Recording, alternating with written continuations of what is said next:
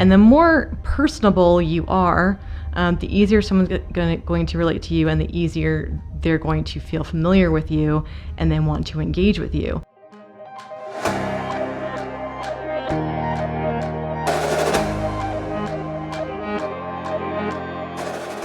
Today on The Claw, I spoke with Jackie Chism. She is the lead writer for Liger Partners, and little secret, writing is my favorite thing we do at Liger. So we talked a lot about how you tell your story, why it's important to share your story with your audience, and what you need to do to make sure that you are building content that is going to convert to sales, because that's what it's about at the end of the day. So tune in as I talk with Jackie Chism, lead writer at Liger Partners.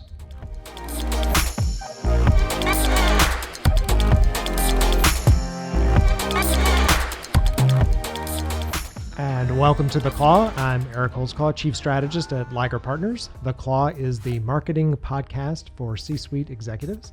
I am joined today by Jackie Chism. She is our lead writer at Liger Partners, and she does the thing that I love the most. Of all the things we do, I love the words. I'm glad you love what I do. And I love what you do. It makes it easier. And it's the thing that I like to practice the most. Is like, I can't draw anything. I can't draw a straight line with a ruler. And if you've seen my handwriting, you know that I shouldn't be writing anything either. It looks like a serial killer. Right? So yeah, but I love putting words together and making words kind of really, work. So Sing. Yeah, making them sing. So talk to me, I know a little bit about this, but I'm curious to hear the story. So how did you end up in writing? It's like your thing. I've been writing ever since I was a kid.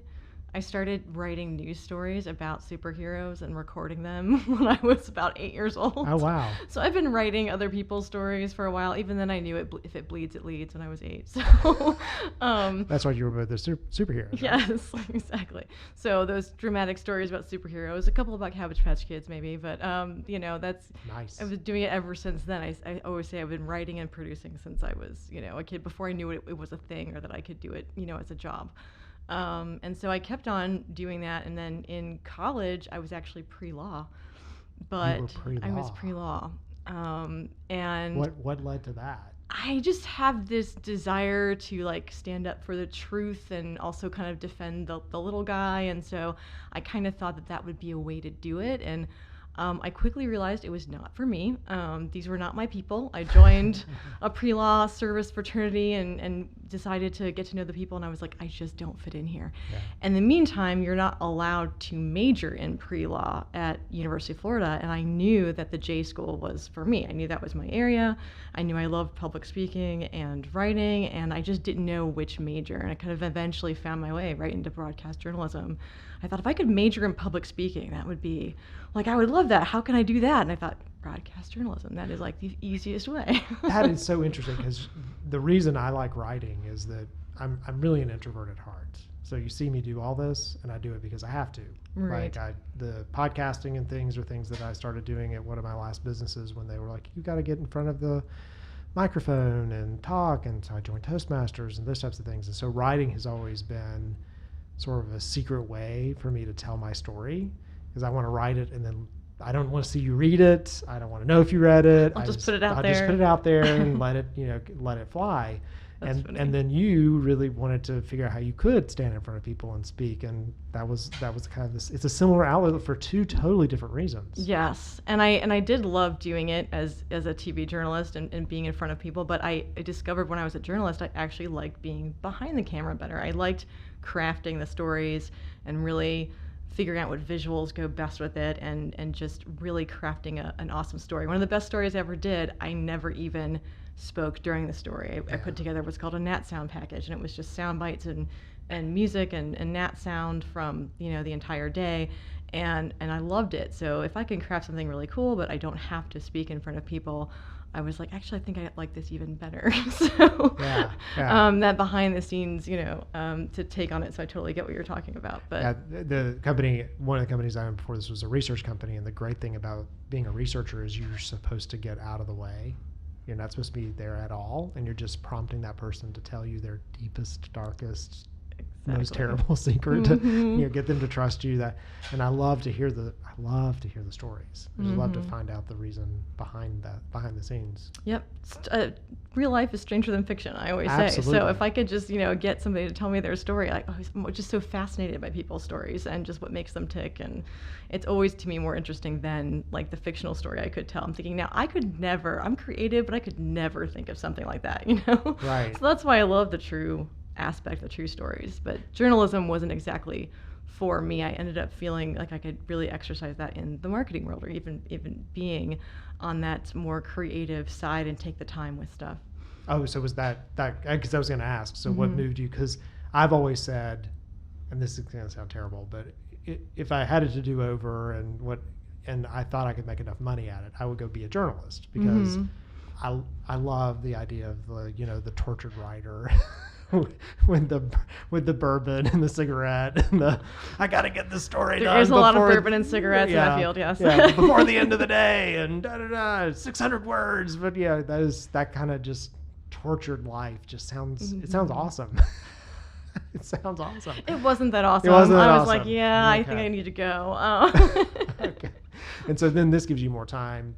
Yeah, you usually have to slap together a story, I say, Yeah. when you're in journalism. You've only got that amount of time, and I really didn't get the time to delve deeper into a story or to really get the facts straight. And it was always, a rush. And it was always not the most ethical field either. So in theory, in journalism school, it was great, but in practice, not so much. And if I would have been exposed more to advertising, had I been, at that age when I was in school, I probably would have chosen it.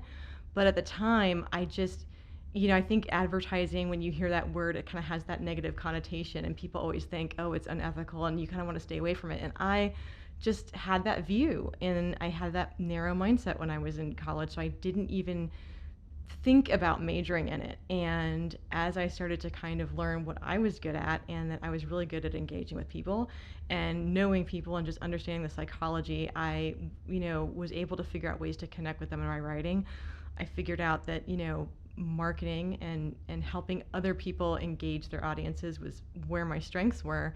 And I thought, I just need to do this more, and I need to focus more on the writing and what I'm good at. So that's when I started, taking more specific copywriting courses and stuff, and eventually found my way into advertising, that way, and thought, okay, this is what I said I didn't want to do in college, but yet this is what I'm good at, and I actually find it more ethical than what I was doing as a journalist. It's just helping people connect, the right audience connect with the right product, and figuring out different ways to do that. So Awesome. And interesting thing you talk about too is that all journalists or writers are sort of wannabe therapists. We want to hear, behind the scenes. Behind the scenes, yes. Like, I was talking, my daughter gave a artist speech a couple weeks ago, and she's very interested in like ghost stories and abandoned places and places that like don't exist any longer. And I told her, she said, do you have any feedback on my story? And I said, yes. I mean, as your parent, I'm very curious as to why you have this fascination. Did we do something, But what's wrong with you? Yeah, what's wrong? What did we do wrong? I said, and as your audience, I'm also curious why, And I said, but I don't know if that's me, because I always want to know why. Like, I want to know the backstory. Like, what made you make that decision? Like, why did you think that? Or what's that perception? Where does it come from? And some people are stuck in them. They can't get out of them. Their own prison has been created by this. And those that are aware, you still often do the decision, but you at least know why. It's like, this came from this place, and I get it. I'm a little crazy, but yeah. So as you think about, so when people talk about writing, and I know that I'm not a good short form writer. So I can do social media posts and kind of like Twitter and stuff, but I'm more of a kind of medium to long form writer. That's my favorite category to live in. And as you think about writing, clients will come to us and they say, yeah, we need people to do writing. Like, when you hear that, I have a lot of questions. You have a lot of questions. Yes. So what are some of those questions when a C-suite person, like, because that's who we're talking to, C-suite person, one of their people come to them and say, hey, we need to bring in some writing talent. Right. What are the follow-up questions? So initially, I want to know what kind of writing and what kind of content they want to do. So I'm going to ask them, when you say writing, what do you mean? Are you looking for writing for specific marketing materials? Are you looking for somebody to write blog posts for you? I want to get samples of what they are wanting to put out or to produce, because some of that is going to fall into that more long form content like you're talking about. Some of it's going to fall more into the copy area and short form. And it's all, people have different strengths in different areas. So depending on what they want, I may not be the best writer for them. There might be somebody else that I could recommend for them that could do a better job at that specific form of writing. And some people definitely have their strong suits of their areas that they really focus on. Some writers are more niche writers. I tend to write a little bit of everything. There's definitely certain areas that I've written more for. Like I've done a lot of nonprofit. I've done a lot of B2B. So I definitely want to ask them who their audience is, if they're going for that more B2B or the B2C audience, or are they also, what kinds of content are they wanting to produce, so that I can figure out who's going to be the best fit for them. If that's going to be me or somebody else, and then what I can make recommendations to them from there. Yeah, and just making sure that writing's not all the same. I mean, I think people think of design is all the same, writing's all the same. Yeah, these things are all the same, and there's nuance within each one of those categories that you need to be aware of as you consider it. Exactly. And so you talked about B2B, and we work a lot with kind of companies that are in the B2B, or I like to kind of relational space. So not necessarily transactional, they some a little bit, but most of the time it's not a decision you're going to make immediately. Right. It's going to be made over time. And so as I consider that type of approach from a writing perspective, what are some tips that would you give a company in that category? Well, if they're doing B2B, they really want to focus on a lot of content that's going to be relationship building for their audience, and they really need to think about what their audience needs and wants. What kinds of things are going to be helpful to them specifically. And it may not be stuff that promotes them all the time. And they really have I think the hardest thing for me to explain is why people shouldn't sell themselves or promote themselves all the time. And when I start telling them what kinds of content that they want to produce, that's the first thing is, well, that has nothing to do with what we do. I'm like, no, but it's what your audience is looking for, and it's helpful to them, and it's going to help them build a relationship with you and like you better, and that's going to eventually get them to, decide whether or not they want to, purchase your product. Like if they're going to purchase something in this arena, they're going to want to purchase it from you because they've got the relationship with you. So that's usually, I guess, the first thing that I go to when I'm talking with them, because I want to figure out if they're okay with that direction. Some businesses aren't. They really are too focused on that selling, or this is their old school kind of way of thinking in terms of I'm just going to sell, and they don't understand the engagement aspect. And so that's really where things are right now, and that's the kind of marketing that needs to be done. So if they don't understand that, we might not be a good fit, but I want to make sure that that's the realm, the area they want to go to. Yeah. So not teaching. So don't tell me, because if you tell me, I can go look it up. Right. Like, I know you, my favorite example in that category, which I don't know why it is, but is I'm a tire store. I can tell you all the tires I have, or I can teach you what kind of tires to buy for your car. Right. Guess what? If I'm teaching you how to buy tires, I probably sell tires. Exactly. So come buy the tires from me. Make that leap and decision, and that's a nervous place for a lot of companies, because they don't understand. Oh, well, then we don't know if there's a direct correlation between the thing I told you and the whatever. Right. Well, how do I measure that data? How do I figure out if people are buying for that reason? And it is a little bit more difficult to measure. But when you are seeing that the content's being engaged with, people are clicking, and there is a way to gather information on that, especially now with a lot of the ways that we can collect data from, people when they're engaging, and IP addresses and all of that stuff. So we have a little bit better ways of doing that versus, years ago. But it is harder for you to show that direct correlation, so they don't get it. But at the end of the year, when you can see that their numbers have increased, and this is what you've been doing different is, producing the blogs or producing this, then you can say, it's probably because of that. This. It's probably this new thing I started. This new exercise routine I started to do. So yeah. Well, we're going to take a commercial break, and when we get back, I'm going to talk to you about a topic that becomes sort of sensitive sometimes when we're working with companies, and and what you do to help get around that. So we'll be back in just a second. You're listening to The Claw. This is a podcast for the marketing C-suite executives, and I'm talking today with Jackie Chism. She is lead writer at Liger Partners. Thanks so much for watching The Claw podcast. We'll be back after this short break.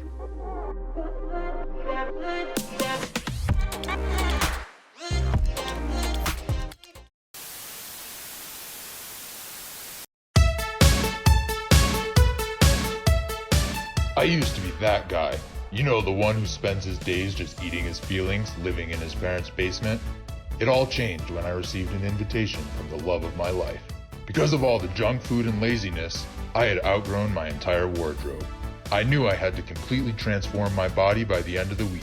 Otherwise, I'd lose my beautiful mare. That's when I created my Unicorn Magic workout system.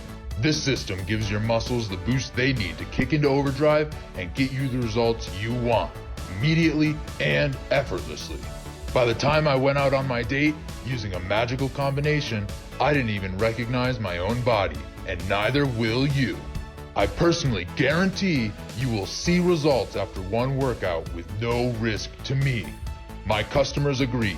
No other exercise program works faster or more effectively. In fact, out of 100 users, 100% of them said this is the most effective workout program they have ever used. Let's just say I got my gorgeous mare. And if you want yours, you need the Unicorn Magic workout system. So don't be that guy. Sign up for Unicorn Magic today. Have you or a loved one been injured by a unicorn? Unicorn Magic will not help you get fit in a week, and it won't get you millions of new customers in a week either.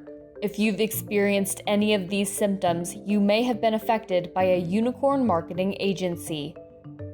If you need impactful marketing crafted to last, call Liger today. We fight these grandiose and absurd unicorn promises deadly to your marketing strategy and bring you long-lasting success. We guarantee you won't get overnight results. Reclaim your life and reclaim your marketing. Go online now at waronunicorns.com or give us a call at 404-832-5143. Again, the number is 404-832-5143.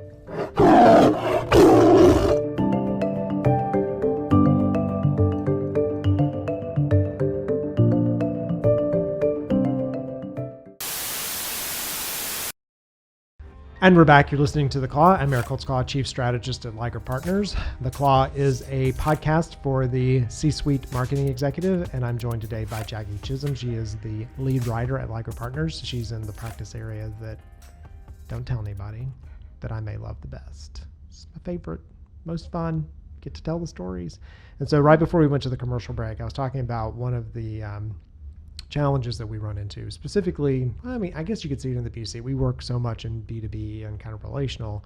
So it's and you alluded to this in the first segment, but it's the idea of telling the story behind the brand, behind the company. Mm-hmm. And so many company owners and companies have such a problem with getting there. Like they want to be like, Liger Partners was founded in like all the boring, boilerplate stuff. And so when you run into that situation and you have that executives that like, would you have any tips or techniques about how you get around that barrier that goes guardrails? It is hard or difficult to explain that to them, but I usually explain it in the way that, people want to have a relationship with the person that they're more familiar with. They feel like they know. If a company feels more like a person, then it's going to be easier for them to relate to you as a company versus if you are just going to put your chronological timeline of your history on your about page on your website, then it feels like I'm reading a textbook, but it doesn't feel like I'm reading someone's story. Mm-hmm. And the more personable you are, the easier someone's going to relate to you, and the easier they're going to feel familiar with you and then want to engage with you. And usually that will make sense to them, and they are willing to give it a try or go in that direction.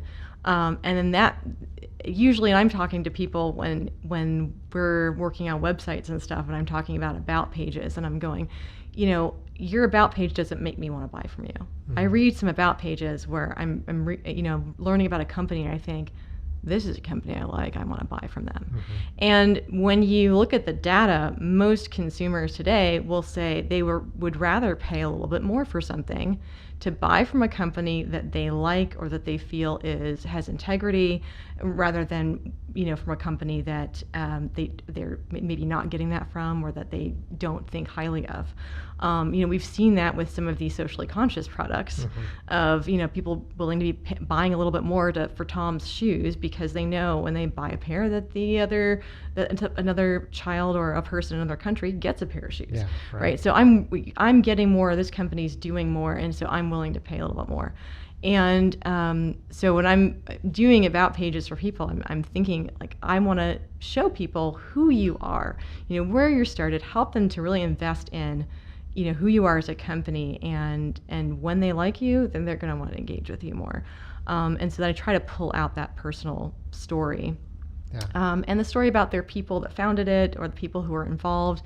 When you share some of those key people themselves, that also helps, not just like the personality of the company, but maybe it's the team that founded it, or the team who's leading it right now, and you're really getting those names and their stories in the mix. Yeah, and what is interesting about that is that when you start to interview somebody in that category, you hear these amazing stories, like the things they did, and they don't even think they're Entrepreneurs are so interesting. They don't think they're amazing. They don't think they're amazing, and every time I interview an entrepreneur or somebody that started a company, I'm like, that is awesome. Like, why is it not on your website? Right. Well, I have a little confession to make. Yeah. So we were working through an RFP process the other day, and I came across a bio that I didn't recognize. It was mine, and you had written it. and what was great about it is you pulled out some stuff I would never have put them in my bio, or would never have thought of it. And it was you and Vanessa, I think, interviewed me and kind of pulled those things out. And it the saying, you can't read the label of the bottle from the inside. And so having someone else, like, trying to write it for yourself, writing your own resume, writing your own bio, even though you should know yourself so well, we typically get into that. Well, if you're Southern like I am, don't brag about yourself. Don't, exactly. You got that in your head of, don't overplay it. Like, that wasn't exactly, are you really telling the truth? Mm-hmm. And to have someone else listen and then interpret the story back, you get a better product. Yep, exactly. It's hard for us to see ourselves from the inside. It really is. And we don't necessarily know what is the most impressive thing about ourselves to other people. Like, it's normal to us because it happened to us. It's just kind of, old hat, whereas somebody else might hear and go, whoa, like, that's really cool.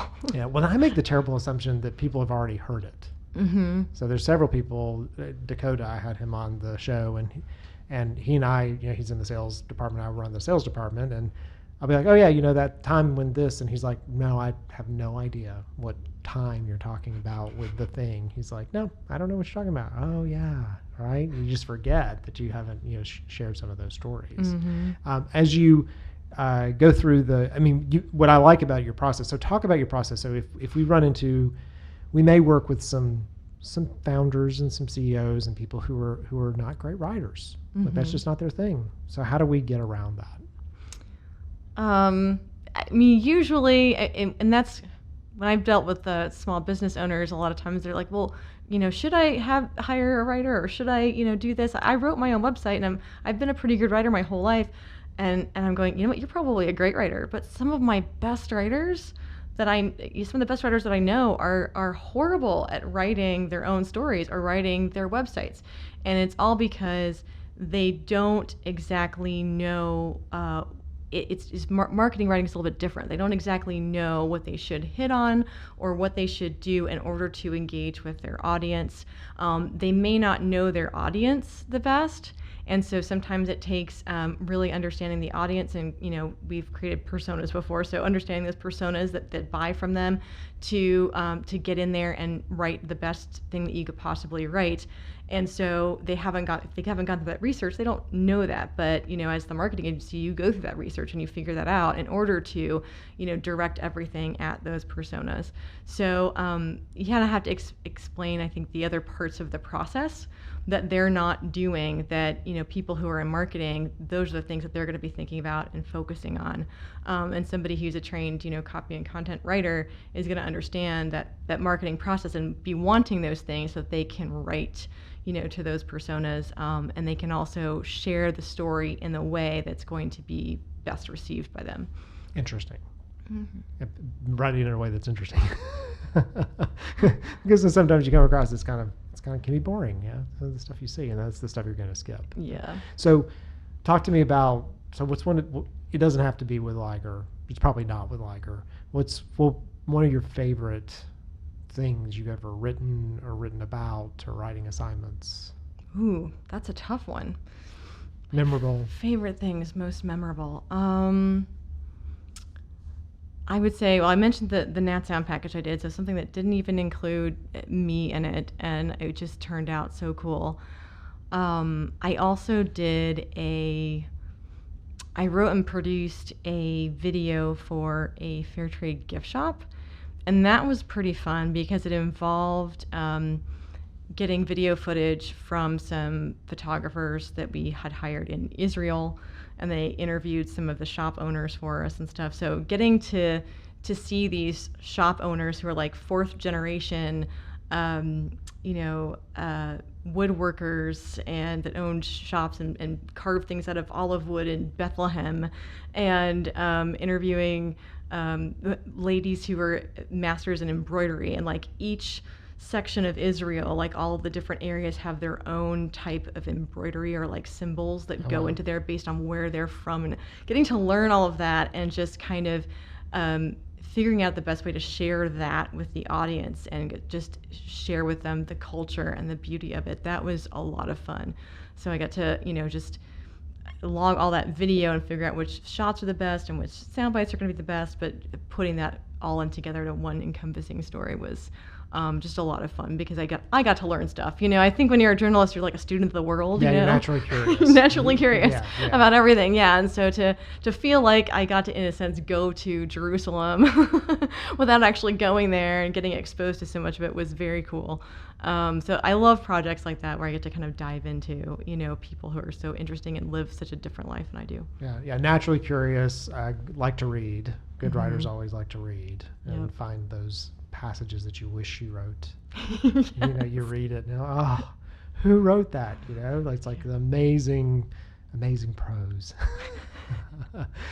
So as you think about writing and kind of keeping your skills and learning it as a skill set, like I'm curious. I have a couple of things that I read that were very helpful in kind of fine-tuning and honing my writing skills. What's like maybe one that you read or thought was anything by David Ogilvy is awesome. Okay, yeah. A lot of like little snippets that you just want to take, and I say there's your swipe file on your computer where you put everything important to remember, like ton of little one-liners I can put in my swipe file. And hey, Whip will squeeze this. I'm like in the middle of that right now, and it's just awesome. Like everything that I'm highlighting, and some of it is like so true, and some of it's stuff I've said and that's aggravated me too. And so it's just like really awesome to read it because you're like resonating with your own people. So you're geeking out. Yeah, I'm geeking out while I'm reading it. Exactly. And then I just love looking at other brands. So I'm constantly analyzing people's advertising and their emails when I get them, and like when I see somebody who's doing really good stuff, I'm like, I love this. Like Harry's Shave Club has been putting out some great stuff. When I went to their website, I was so impressed by their copywriting. So like that's the kind of stuff that I pick up on, and I'm like, I don't know which writer this is right now, but they're great. Yeah, right. They're nailing it right now. That's awesome. The one that I read, Stephen King's On Writing, a memoir. And that is a really good book. The parts of it are about how you write fiction. But a lot of it applies to nonfiction, like, putting it aside and coming back to it later, cutting out the unnecessary words, like some of that, making it clean. It's a really good and interesting read because he talks about how he published his books and that type of thing, but he gets into the technique. So it's about the technique of how he kind of goes about his writing. His process, yeah. The other one, I wrote for Ink for a while, and I got to watch the editor of Ink edit a couple of my articles. Oh, wow. That is a lesson. I was going to say, that's a learning process, yeah. Yeah. Nope. Yep. This, dot. I was like, okay. That'd be so humbling. Yeah. So another little secret, I've shared lots of secrets with you. You are one of my favorite people on social media.